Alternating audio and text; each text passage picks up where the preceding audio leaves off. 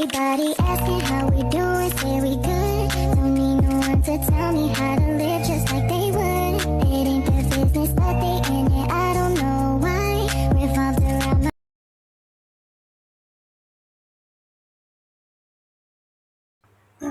Persediaan atau inventories merupakan item aset yang dimiliki perusahaan untuk dijual dalam kegiatan bisnis normal atau barang yang digunakan untuk produksi barang yang akan dijual. Perusahaan diklasifikasikan menjadi dua, yaitu perusahaan dagang dan perusahaan manufaktur. Perusahaan dagang biasanya membeli barang dagang dalam bentuk yang siap untuk dijual.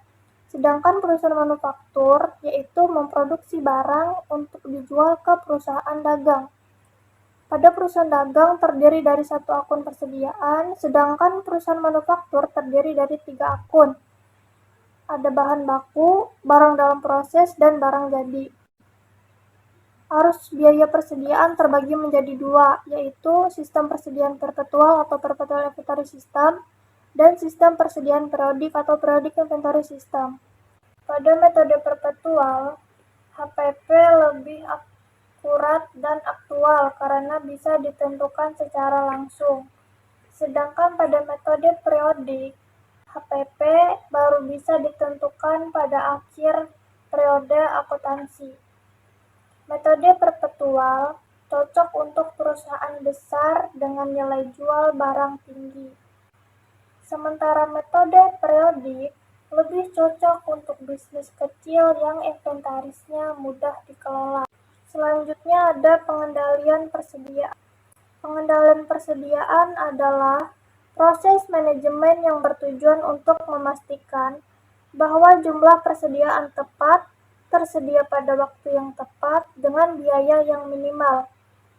Ini adalah aspek penting dalam manajemen rantai pasokan dan operasi bisnis, karena persediaan merupakan aset yang signifikan bagi banyak perusahaan.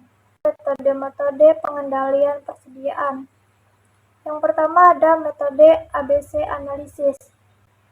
Metode ini digunakan untuk mengelompokkan barang dalam persediaan berdasarkan tingkat pentingnya. Yang kedua ada just in time atau JIT.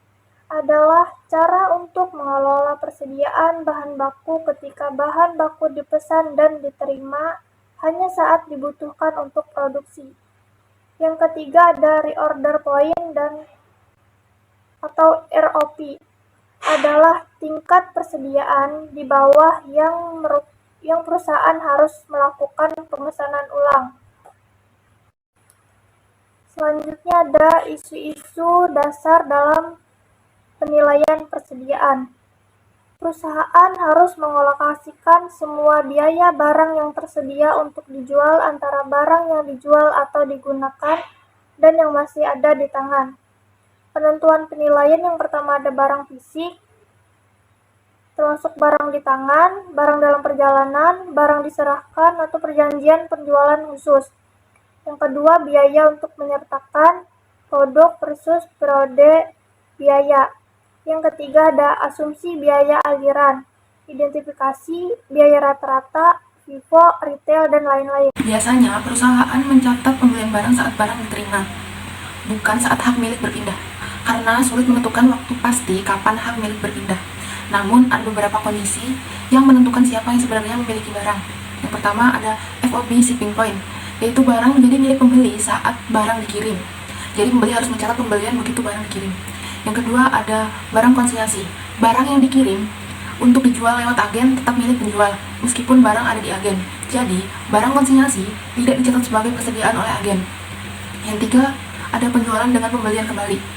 Jika ada kesepakatan pembelian kembali, barang tetap milik penjual meskipun sudah dijual kepada pembeli. Yang keempat, ada penjualan dengan imbal hasil tinggi. Jika hasil penjualan bisa diperkirakan, barang tetap menjadi milik penjual meskipun sudah dijual kepada pembeli. Yang kelima, ada penjualan angsuran. Barang tetap milik penjual sampai pembeli melunasi pembayaran. Selanjutnya, barang dalam perjalanan. Terkadang, barang yang dibeli sudah dalam perjalanan, tetapi belum diterima saat akhir periode akuntansi. Pencatatan barang yang sedang dikirim tergantung pada siapa yang memiliki barang tersebut. Yang pertama ada FOB shipping point, yang kedua ada FOB destination. Selanjutnya ada perjanjian penjualan khusus. Terkadang hak milik barang tidak langsung berpindah meskipun sudah dijual.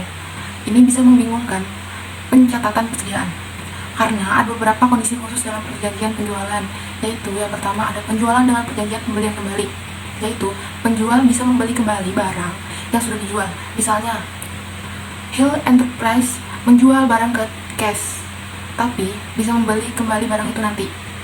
Yang kedua ada penjualan dengan imbal hasil tinggi, yaitu pembeli bisa mengembalikan barang yang tidak terjual. Perusahaan hanya boleh mencatat penjualan jika bisa diperkirakan berapa banyak barang yang akan dikembalikan.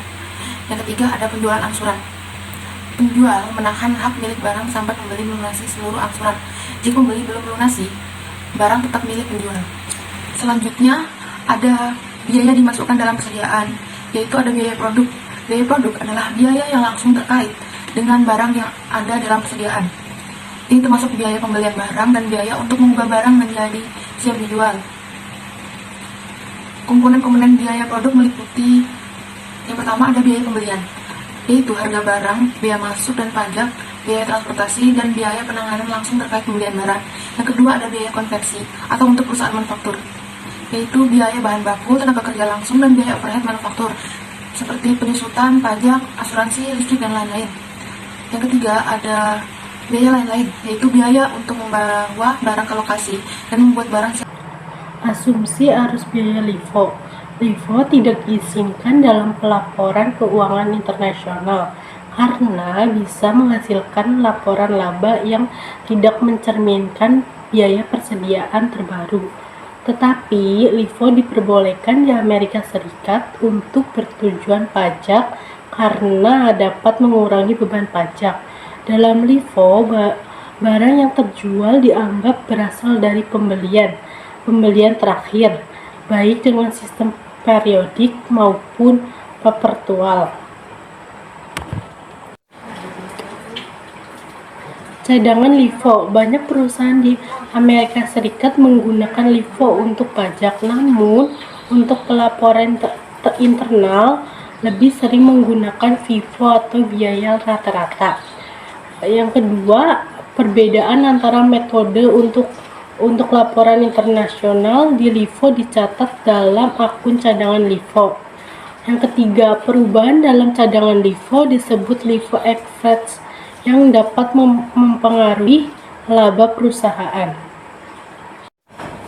Likuiditas LIFO. Likuiditas LIFO terjadi saat persediaan lama dijual, yang dapat mengurangi laba dan menyebabkan pajak lebih tinggi. Untuk mengatasi ini, perusahaan bisa menggabungkan barang dalam kelompok atau pool, sehingga mengurangi satu barang bisa diimbangi dengan kenaikan barang lainnya. Selanjutnya ada LIFO nilai dolar. LIFO nilai dolar mengukur perubahan persediaan berdasarkan nilai dolar, bukan jumlah fisik barang. Keuntungannya memungkinkan pengkelompokan lebih banyak barang dalam satu pool dan barang serupa bisa saling menggantikan. Metode ini lebih menghindari erosi lapisan LIFO sehingga banyak perusahaan lebih memilihnya. Selanjutnya, perbandingan pendekatan LIFO. LIFO barang spesifik terkumpul lebih sederhana dalam pencatatan dan mengurangi erosi lapisan LIFO.